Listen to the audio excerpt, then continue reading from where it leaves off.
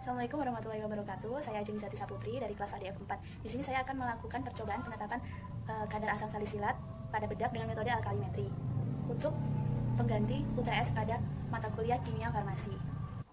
Untuk alat dan bahannya hanya seadanya saja. Semoga bermanfaat. Baik, untuk selanjutnya bahan-bahan yang dibutuhkan pastinya ada bedak secukupnya, ada kalium biftalat, ada etanol, ada indikator fenolftalin, ada NaOH, dan selanjutnya ada air bebas dari karbon dioksida. Fungsi dari air bebas karbon dioksida ini adalah agar NaOH tidak bereaksi dengan karbon dioksida yang akan membentuk natrium karbonat, sehingga titran tidak murni NaOH yang pastinya akan menyebabkan titrasi tidak akurat. Untuk alatnya pastinya ada buret, selanjutnya ada corong, ada labu ukur, ada gelas ukur, ada tabung reaksi, dan ada Erlenmeyer.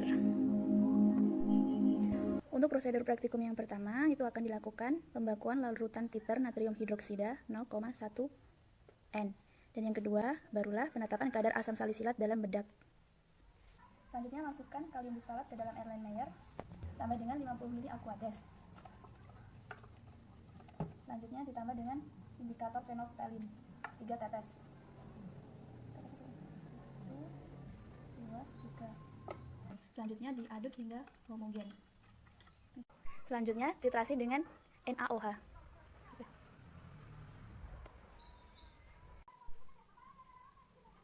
Hingga berubah menjadi warna pink. Yang awalnya tidak berwarna menjadi warna pink. Seperti ini. Selanjutnya titrasi dilakukan 2 kali lagi.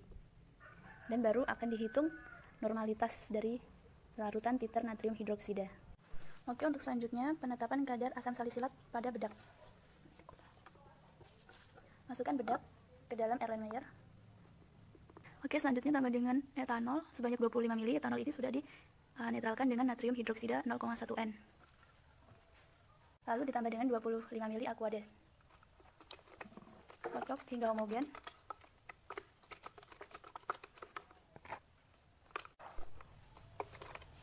Dan tambah beberapa indikator fenolftalin.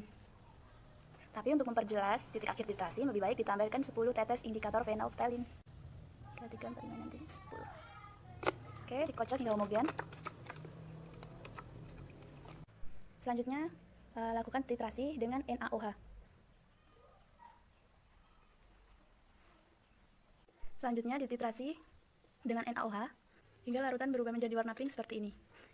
Titrasi dilakukan 2 kali lagi sebagai perbandingan. Untuk selanjutnya masuk ke perhitungan. Yang pertama perhitungan untuk pembakuan larutan titer natrium hidroksida 0,1 N. Di sini didapat dari hasil titrasi tadi larutan 1 12,5 mili, larutan 2 12,8, larutan 3 13 mili. Untuk rumus perhitungannya seperti ini. 204,23 ini didapat dari berat ekuivalen kalium biftalat. Untuk selanjutnya nilainya dimasukkan. 400 mg ini didapat dari berat kalium biftalat yang ditimbang tadi untuk pembakuan larutan natrium hidroksida. Selanjutnya dihitung rata-rata dari normalitas ketiga larutan. Larutan pertama ditambah larutan kedua ditambah larutan 3 dibagi dengan 3. Hasilnya adalah 0,1534 normalitasnya. Baik, untuk selanjutnya adalah perhitungan penetapan kadar asam salisilat pada bedak. Rumusnya seperti ini. Lalu untuk data pengamatan yang tadi saya lakukan titrasi itu untuk larutan pertama dengan berat sampel 1,25 gram, larutan kedua juga sama, beratnya sama, larutan ketiga juga beratnya 1,25 gram. Dengan volume NaOH untuk larutan 1 itu adalah 1,1 mili, larutan kedua juga 1,1 mili, larutan ketiga 1,2 mili.